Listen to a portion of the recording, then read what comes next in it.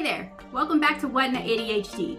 If you're new to the channel, I'd really appreciate it if you hit the subscribe button below. That way you can stay updated on all of my new videos that I post on ADHD related content. So today's topic is definitely a necessity in the world of ADHD. We're going to talk about the difference between ADD and ADHD. It's really important for you to understand this concept before you move forward and try to learn more about your type of ADHD. So I'm going to start this video off with a question.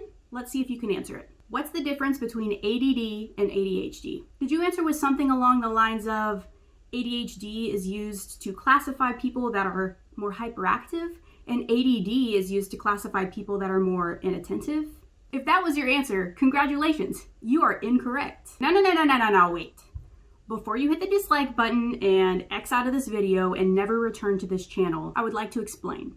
ADD and ADHD used to be two different things. Back in the day, your answer was correct. However, in the past few years, the 5th edition of the Diagnostic and Statistic Manual of Mental Disorders has said differently. While ADD used to define people that were inattentive and ADHD defined people that were hyperactive, that is no longer the case. The DSM-V has now stated that ADHD is the only medically accepted term that defines people with this disorder, whether they present physical hyperactivity or not. I would like to repeat that. You do not have to have physical hyperactivity in order to have ADHD. Keyword being physical. You could have internal hyperactivity. People with inattentive type ADHD often report that they are unable to regulate their attention, unable to regulate where their thoughts go and how fast their thoughts are going.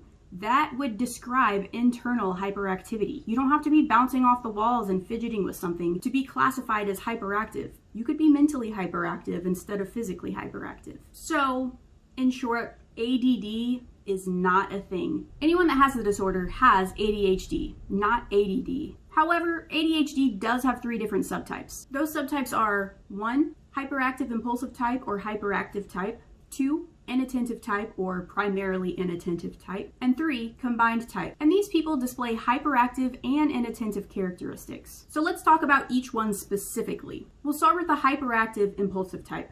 Now, this is the type that neurotypicals will often think of when they think of ADHD. This type is more easily spotted in children, and that's why people who are diagnosed with ADHD early on in life, in their childhood, are more likely to be diagnosed with hyperactive-impulsive type over the inattentive or combined type. People with the other types, however, usually don't get diagnosed until later in life. For example, I didn't get diagnosed until 2 years ago when I was 25 years old, and I have combined type. People with hyperactive type are often described by others as if they were driven by a motor. They have a really hard time staying seated when they need to be staying seated, like if they're on an airplane or at the movies or in class. It is impossible for them to sit still for that long. They feel like they need to get up. People with this type are also going to move around a lot while they're sitting still. They're going to fidget with things. They're going to mess with their hair. They're going to pick at their fingernails. They're going to mess with pieces of their clothing.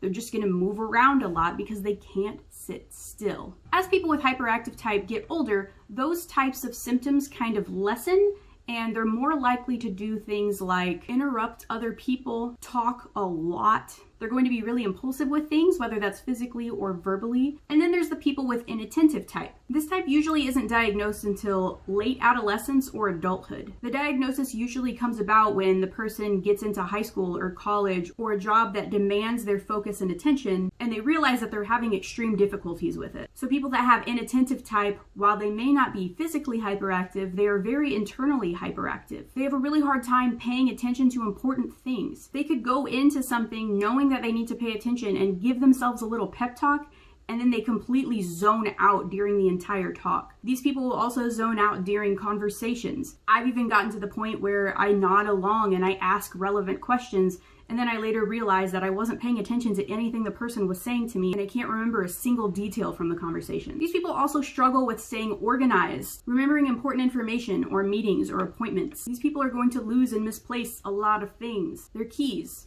their phone, their debit card, their homework. And then of course their working memory is terrible. So you use your working memory when you're doing things. It's not exactly short-term memory, it's even shorter than short-term memory. Short-term memory would be like you're cramming for a test and you remember everything that you crammed the night before when you're taking the test the next morning. Working memory is used when you are working on a specific task and you have to remember the specific order that you have to do the steps in. When you look at something and then you go to write it down and you can remember what you saw to write it down. People with inattentive type ADHD are going to look at something and read it and be like, okay. And they'll go to write it down and be like, wait, what? And then they'll have to look at it again. So when people say, well, I don't have ADHD, I have ADD because I'm not hyperactive. No. You have ADHD. You just have the inattentive type ADHD. And then the third subtype is combined type. Like I said, these people are going to display characteristics from both the inattentive type and the hyperactive type. When you go to your psychiatrist or doctor's office to get diagnosed with ADHD, they'll often give you a questionnaire. This questionnaire will include different statements and you will have to rank them from never, rarely, sometimes, often, very often, something like that. And the statements won't be labeled as inattentive or hyperactive, but about half of them belong to the inattentive type and then the other half belong to the hyperactive-impulsive type.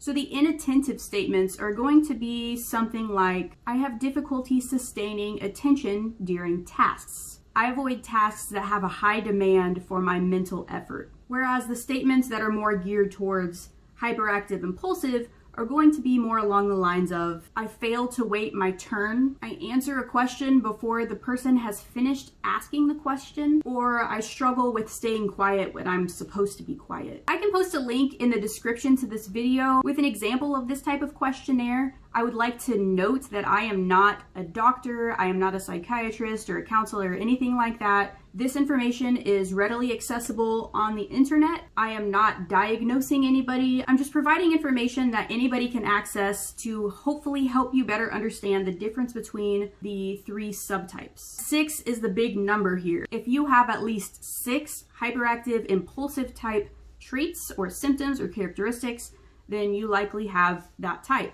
Same goes for if you have inattentive type. But combined type is a little trickier to get diagnosed with. You have to present with 6 traits from the inattentive type and 6 traits from the hyperactive type. At least that's what I've been finding online. I think it's more of a case-by-case basis. But at the end of the day, when you get an ADHD diagnosis, the medication and treatment is basically the same. You get the same options for it. You could take stimulants or non-stimulants. You could choose to go the cognitive behavioral therapy route. You have the same options for treatment. So from a diagnostic and medical point of view, ADHD is ADHD, and that can be inattentive, hyperactive, or combined type. But it's really important that you recognize which type you have for yourself because they all manifest differently. They all have their own struggles. And the more you understand your type of ADHD, the better you can understand how to cope with the things that you struggle with. So please, for the love of Betty White, stop using ADD. It's not a thing. You do not have ADD. Please stop saying it. If you use ADD even after you see this video, I will know and I will find you. That was creepy. I'm not going to find you, but please don't. So anyway, don't forget to hit the subscribe and the like button, and I will see you guys next time on What in the ADHD. Did you notice I didn't say what in the ADD? That would sound kind of weird, right? Stay weird.